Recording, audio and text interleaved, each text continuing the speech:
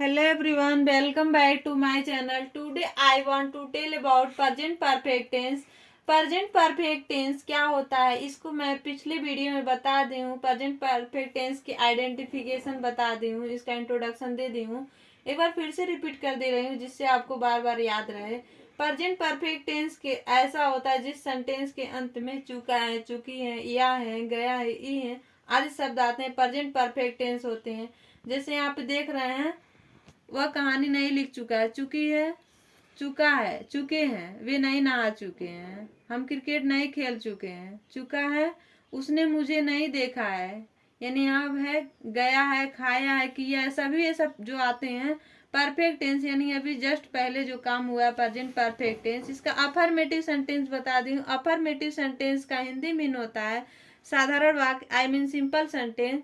Affirmative sentence को आप पढ़ना ना भूलिए प्रेजेंट परफेक्ट के। अफर्मेटिव सेंटेंस एक बार पढ़ लेंगे तो निगेटिव सेंटेंस आपको समझ में आ जाएगा। अफर्मेटिव सेंटेंस का जस्ट अपोजिट निगेटिव सेंटेंस होता है। अफर्मेटिव सेंटेंस में किसी कार्य को पूर्ण रूप से होने की संभावना होता है, और निगेटिव सेंटेंस में बताया जाता है कि कार्य अभी अधूरा है, हुआ नहीं है, नकारात्मक।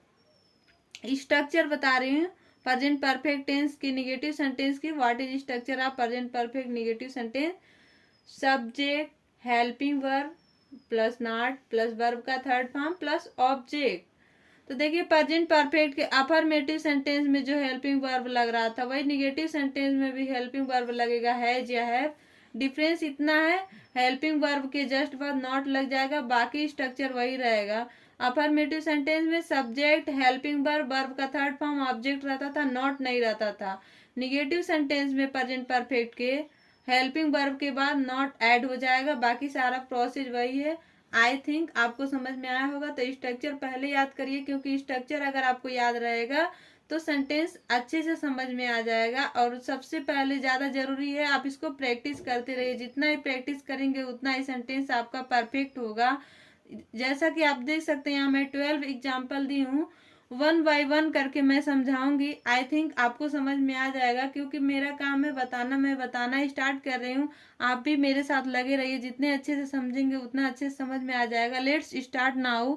हमने अभी किताब नहीं पढ़ा है। We have not read the book. We subject, have helping verb, helping verb के जस्ट बाद नॉट, वर्ब का third form read, the book at object. मैंने कुछ गलत नहीं किया है। आई हेल्पिंग वर्ब क्या है? I subject, helping verb have, helping verb के जस्ट बाद not, do did done, verb का थर्ड फॉर्म लगता है, आप याद कर लीजिए। हमेशा प्रेजेंट परफेक्ट का चाहे अफर्मेटिव सेंटेंस हो या निगेटिव हो या इंट्रोगेटिव सेंटेंस हो, प्रेजेंट परफेक्ट जहाँ टेंस आ जाएगा वहां पे क्या लगेगा? डन। डन कह रही हूँ, सॉरी।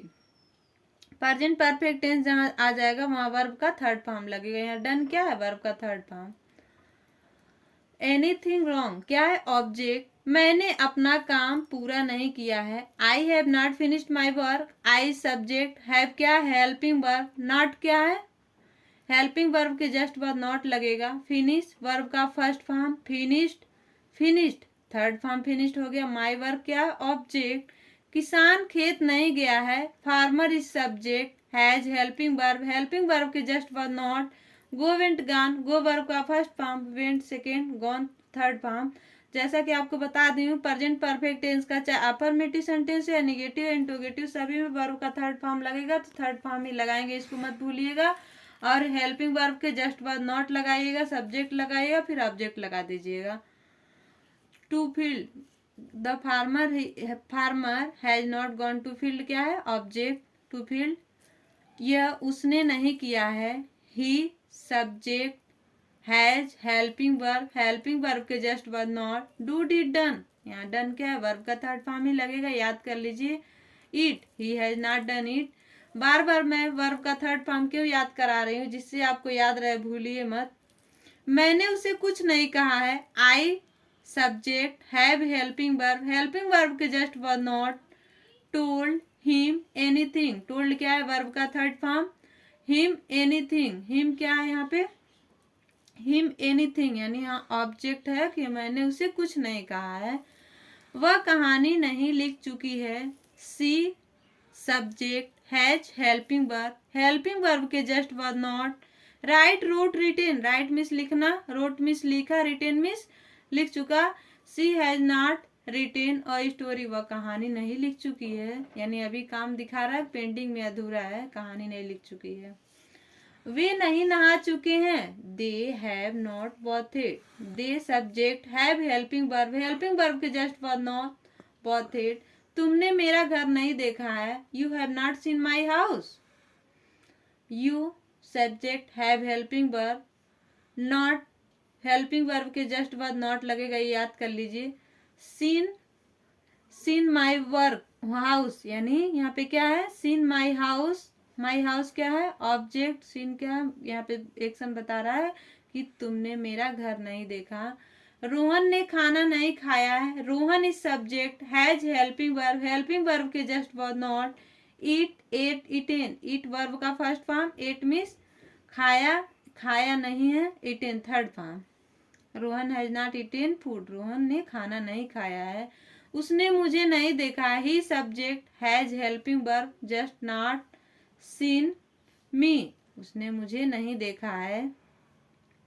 हम क्रिकेट नहीं खेल चुके हैं, we subject, have helping verb के जस्ट बाद क्या लगेगा, नॉट लगेगा।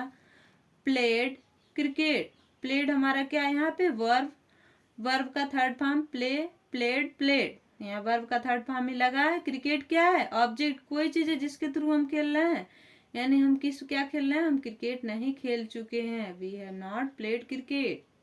आई थिंक आपको समझ में आया होगा। तो हैज मैं पिछले वीडियो में बताई थी, हैज कहाँ लगता है, कहाँ लगता है। आई होप आप पढ़े होंगे, अगर नहीं आपको समझ में आया दोबारा बता दे रही हूँ। हैज का प्रयोग ही, सी, इट, नेम के साथ हैज का प्रयोग होता है, बाकी सबके साथ हैव का प्रयोग होता है, यहाँ देख भी सकते हैं। यह उसने नहीं किया, ही के साथ हैज लगा है। सी, वह कहानी नहीं लिख चुकी है, she has not written a story, she के साथ हैज लगा है। नेम के साथ, रोहन ने खाना नहीं खाया है, Rohan has not eaten food, यानी यहाँ रोहन नेम है तो यहाँ भी क्या लगाए, has. He, she, it, name के साथ हम क्या लगाएंगे, हैज लगाएंगे, बाकी सब के साथ हम हैव लगा सकते हैं, जैसे वे नहीं, तुमने मेरा घर, यहाँ पे हम क्या लगाए, हैव। आप इसको जरूर समझ लीजिएगा, हैव का प्रयोग और हैज का प्रयोग कहाँ होता है। बहुत सारे लोग टेंस में यही गलती करते हैं और ये भी नहीं समझ पाते हैं कहाँ वर्ब का फर्स्ट फॉर्म लगाना है, कहाँ सेकंड फॉर्म लगाना है, कहाँ थर्ड फॉर्म लगाना है। इस तरह से आप इंटरेस्टिंग वीडियो देखना चाहते हैं तो चैनल को लाइक और सब्सक्राइब करना ना भूलिए। Thank you for watching my video.